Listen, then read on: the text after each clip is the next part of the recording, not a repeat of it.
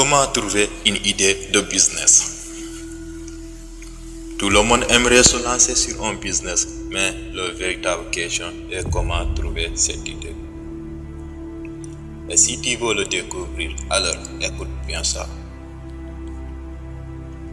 En réalité, tous les créateurs rêvent de se lever un beau jour en criant cette phrase, heureusement. Mais la réalité est très différente, car une idée de business se cherche, se trouve, se travaille et s'approfondit avec le temps. Est-ce qu'elle naît de l'expérience, du savoir-faire, de la créativité ou d'un simple concours de circonstances? De manière générale, les idées viennent au créateur selon 4 sources. Premièrement, ce qu'il faut retenir, l'expérience. Le créateur connaît le secteur sur lequel il souhaite se lancer pour y avoir déjà travaillé ou avoir baigné dedans pendant de nombreuses années. Par exemple, un ancien apprenti boulanger qui lance son commerce laisse chargé de communication qui crée une agence de relations presse. Les avantages pour ce type de création sont évidents car les règles d'ISO sont connues et les compétences techniques sont acquises.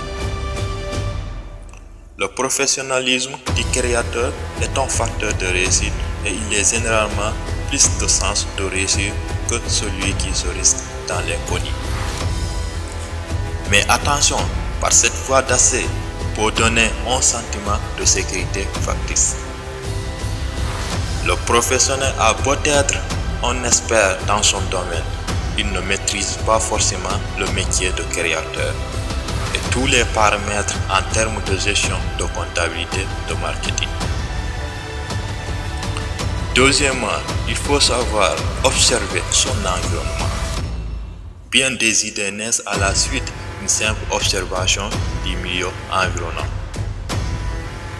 Par exemple, l'un de mes amis se plaignait qu'il n'y avait pas de salon de coiffure dans le quartier et qu'il devait marcher jusqu'au quartier voisin afin de trouver un salon de coiffure. Alors, en voici une idée de business, c'est-à-dire la création d'un salon de coiffure homme.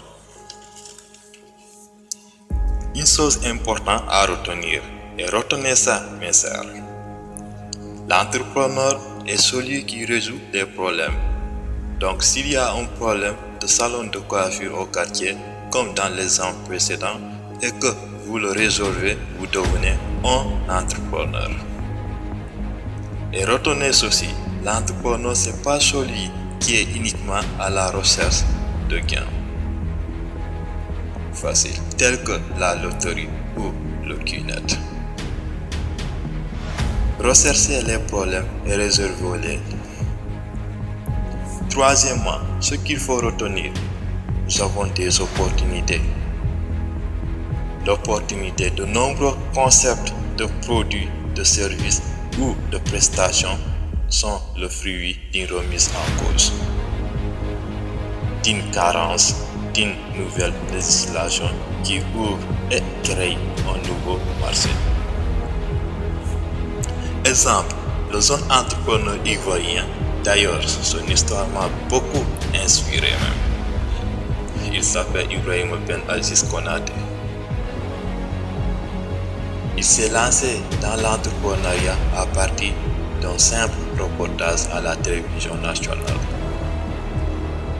Le reportage disait que la Côte d'Ivoire important la viande de volaille, donc il s'est lancé dans l'élevage de poulets avec la somme de 60 000 francs CFA. Aujourd'hui, il a monté son entreprise qui s'appelle Volaille d'Or et réalise un chiffre d'affaires de plusieurs millions de francs CFA. Tout est parti d'un simple reportage à la télévision. Alors, toi, jeune, tu es assis, tu attends que, soi-disant, l'État vienne t'appuyer pour commencer ta route. Essayez d'avancer seul, mes sœurs, à partir de zéro.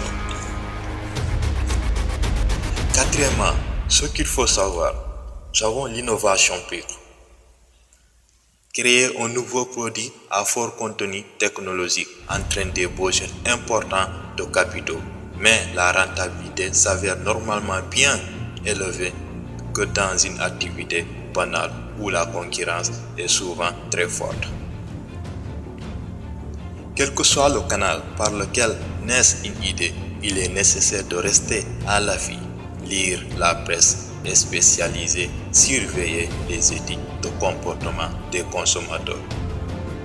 Se rendre dans des salons, jeter un œil sur ce qui se fait à l'étranger reste indispensable.